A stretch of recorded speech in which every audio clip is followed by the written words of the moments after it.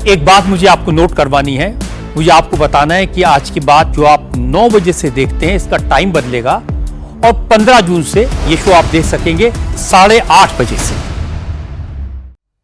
और अब बात करेंगे अयोध्या की, जहां राम मंदिर में चढ़ावे को लेकर हेरफेर मामले में एक्शन शुरू हो गया है। 3 सदस्यों वाली एसआईटी मामले की जांच करेगी। मंदिर के 2 कर्मचारियों पर घोटाले का आरोप लगा है। एक कर्मचारी के घर से 10 लाख रुपए बरामद किए गए हैं। दोनों आरोपी राम मंदिर में चढ़ावे के पैसे गिनने का काम करते हैं।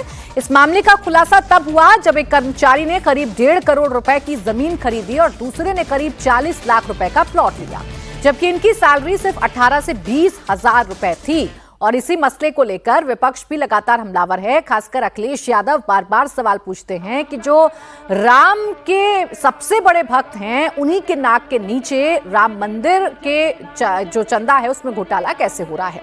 इस पूरे मामले में सबसे पहला नाम आया है लवकुश मिश्रा का। ये युवक अयोध्या के पास रुदौली के शुजागंज इलाके के मीनापुर फगौली गांव का रहने वाला है।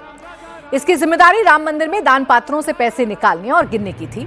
जांच टीम जब उसके घर पहुंची तो वहां से 10 लाख रुपए नकद मिले।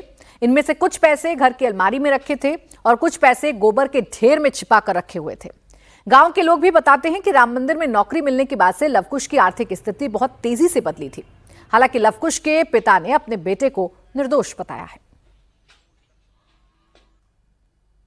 मामला ये है कि वहाँ नौकरी करते थे 4-5 महीने से जी, और वहाँ पर वहाँ कोई चोरी लुका का गई तो वहाँ यहाँ तलाशी भी जौन है जी, यहीं से अपन जौन पाए जो पैसे रुपए 10-5 लाख रुपए जौन है वो लेके चले गए। जी। हाँ, पैसा कहाँ से बरामद हुआ?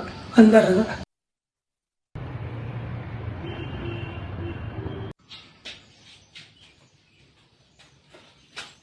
इस तरफ इशारा कर रहा है कि घोटाला तो हुआ है और इस मसले पर अब जांच भी की जा रही है।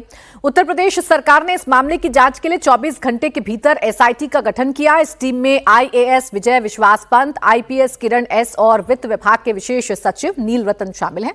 राम मंदिर निर्माण समिति के अध्यक्ष नृपेंद्र मिश्रा ने जांच के फैसले को लेकर सरकार की तारीफ भी की है, तो अखिलेश यादव लगातार इस मसले पर सरकार से सवाल पूछ रहे हैं।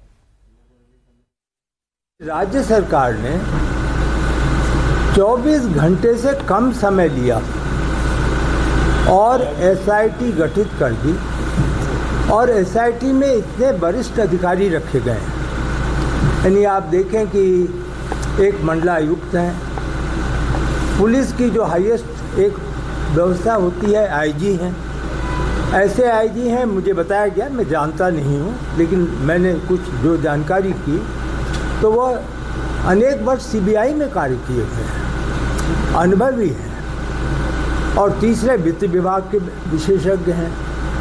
तो हमें यह अनुमान लगाना चाहिए और हमें उसके साथ जुड़ना चाहिए कि राज्य सरकार जब इस गति से निर्णय ले रही है और 15 दिन का समय दिया है। आप देखें 1 महीने 3 महीने ऐसा कुछ नहीं है। 7 दिन में प्रारंभिक रिपोर्ट, 15 दिन में अंतिम रिपोर्ट। तो हमें अवश्य प्रतीक्षा करनी चाहिए और जो भी निर्णय और जो फाइंडिंग्स होंगी, जो बातें निकलेंगी, वर्तमान ये कमियां हैं और उसको कमियों को पूर्ण कैसे, उसका सुधार कैसे किया जाए।